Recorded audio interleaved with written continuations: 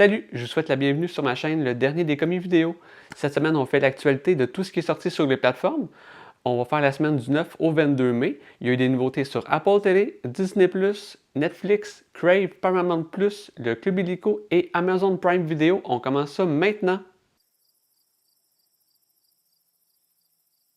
On commence ça aujourd'hui avec Apple Télé, Fountain of Youth, un trailer d'aventure avec Natalie Portman et Joel Krasinski, le gars qui jouait dans The Office. On a aussi sur Disney+, un documentaire qui s'appelle Crazen. C'est un documentaire sur un YouTuber qui s'était donné 1 an pour gravir le mont Everest. Le documentaire est sorti, j'imagine qu'il a réussi. On continue avec Netflix. Hangover, la trilogie complète est disponible depuis la semaine passée. Plane, Train and Automobile, un film avec John Candy et Steve Martin, excellente comédie des années 80. On a aussi Breakfast Club, une autre comédie des années 80, excellente. Écoutez ça si vous avez jamais vu ça. Très bonne comédie. The Color Purple, une petite comédie musicale qui était sortie dernièrement. Lucy, je pense, c'est un film d'action science-fiction avec Scarlett Johansson. Et on a Papillon, un film quand même bien, mais je vous conseille plus l'original avec Steve McQueen et Dustin Hoffman. Ce film-là, le remake, il est quand même bon, mais il n'arrive pas vraiment à la cheville de l'original. Je vous conseille vraiment l'original. Sinon, écoutez celui-là, il est quand même très bien pareil. On continue ça avec un petit film d'horreur, Fear Street Prom Queen. C'est le 4e de la série. Il avait aussi sorti pendant le temps de la COVID, 1994, 1978 et 1666. Là, c'est le 4e. Maintenant, Collatéral, un thriller d'action avec Tom Cruise qui était sorti en 2004. On a aussi Men in Black International, c'est le pire de la série, je vous le conseille pas vraiment, à moins que vous êtes vraiment fan de Men in Black. Night School, une petite comédie avec Kevin Hart.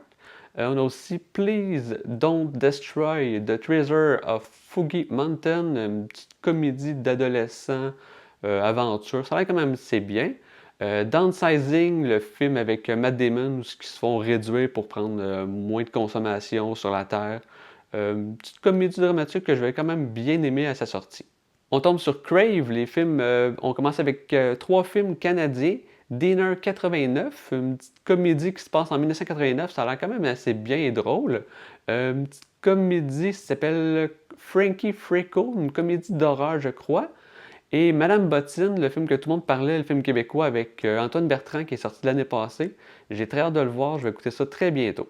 On continue avec 2 petits films d'horreur sur Crave, Blood Quantum, puis on a aussi une petite comédie d'horreur qui s'appelle Rumeur. 2 films de super-héros, Justice League, le premier qui était sorti, la version originale en couleur, et Deadpool vs Wolverine, le film qui était sorti l'année passée. Moi, j'avais beaucoup aimé au cinéma, je l'avais vu en 3D, le film était super beau. Ça m'a pas relancé mon amour pour les films de super-héros, mais j'ai bien aimé mon expérience. Je ne l'ai pas encore acheté, mais je vais sûrement le faire un jour. Mickey 17, une petite comédie science-fiction avec Robert Pattinson, le gars qui jouait dans Twilight, qui faisait le vampire. Je vous le conseille vraiment beaucoup. C'est pas tout le monde qui a l'air d'aimer le film, mais j'ai vraiment adoré. Je le comparais un petit peu au Jour de la marmotte, science-fiction, mais je vous le conseille vraiment beaucoup. Striptease, un film avec Demi Moore qui était sorti des années 90. Je me souviens encore de la pochette au club vidéo. Un petit trailer dramatique, érotique. Je me souviens pas si c'est bon, je penserais pas. Mais j'ai beaucoup de souvenirs de la pochette au club vidéo. Falling Down, un film avec Michael Douglas, un film des années 90. Si vous avez passé une mauvaise journée, écoutez ce film-là, ça va vous faire du bien. Ça libère des tensions. Freud's Last Session avec Anthony Hopkins, un petit drame. Et on a aussi Bowie, un documentaire sur David Bowie. On continue avec les films sur Paramount+. On commence avec une petite comédie, ça s'appelle Sweet Dreams, une comédie sportive sur le baseball. J'adore les comédies sur le baseball ou les films drames sur le baseball. Celle-là m'intéresse beaucoup parce que j'aime beaucoup Johnny Knoxville. J'espère que c'est bon, c'est sûr que je vais écouter ça bientôt. Aussi Terrifier 3, un film d'horreur slasher avec un clown machiavélique. Le film a une grosse fanbase. J'ai essayé d'écouter le 1 puis le 2, j'adhère pas beaucoup. C'est peut-être pas pour tout le monde, mais essayez, paraît que c'est un bon film d'horreur. On a aussi un film, Le Démineur de Hot Locker, qui est un film qui se passe durant la guerre, je pense en 2003. C'est sorti en 2006, ça avait gagné l'Oscar du meilleur film. J'avais vraiment adoré ce film-là. Je ne l'ai pas revu depuis 2006, je crois. Mais si vous avez jamais vu ça, je vous le conseille vraiment beaucoup. Je pense que ça se passe pendant la guerre en Irak, quelque chose comme ça. Aussi quelques thrillers criminels de Silence Hour.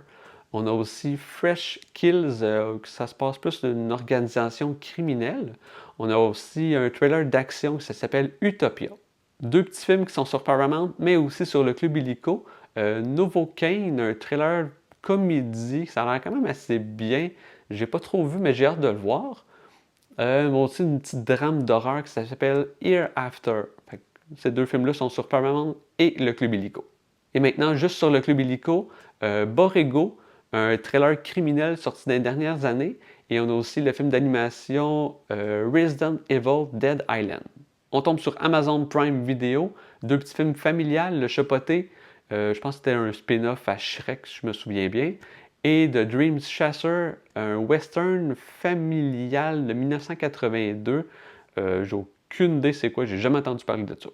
Quelques comédies sur Amazon, une comédie romantique qui s'appelle After 30. Après 30 ans, j'imagine que ça parle de la trentaine. On a aussi un film qui s'appelle Grind, un film sur, je pense, sur le skate, une comédie sportive de 2003. Loser Takes All, une petite comédie, je pense, qui parle de groupe de musique. C'est sorti en 2011. Let Go, si vous remarquez, la pochette a l'air vraiment de la pochette de Burn After Reading, un film des frères Coen. Je pense que ça a été copié un petit peu.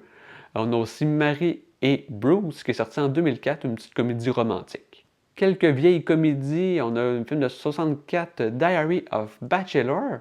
On a aussi une petite comédie fantastique, Midsummer Night Dream, sorti en 1968.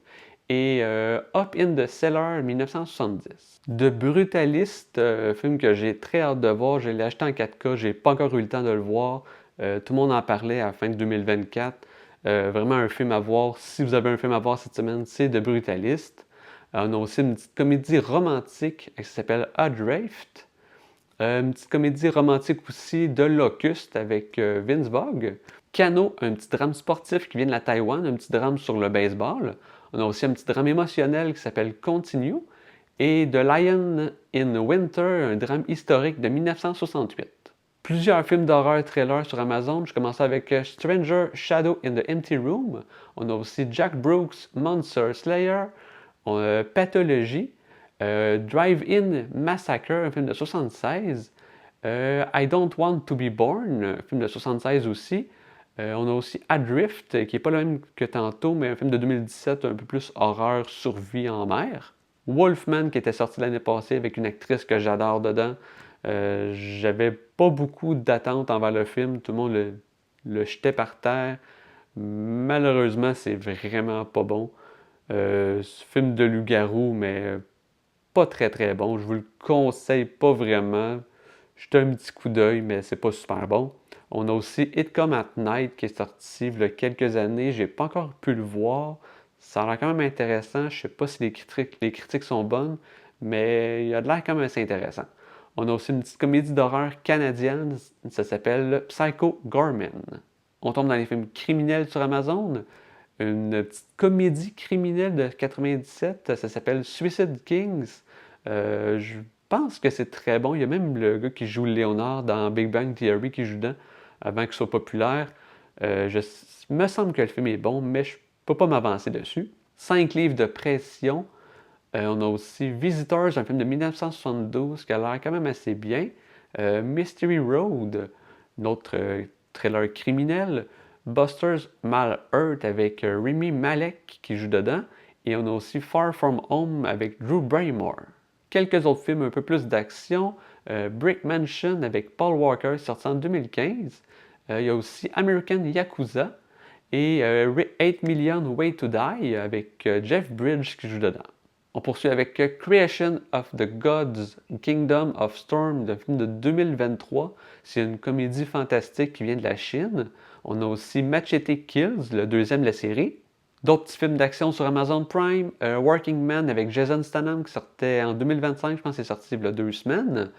On a aussi Hitman, je pense pas que c'est un gros succès. Hydra, un film japonais de 2019, et aussi De Rançon, un autre film japonais de 2023, qui a l'air très intéressant.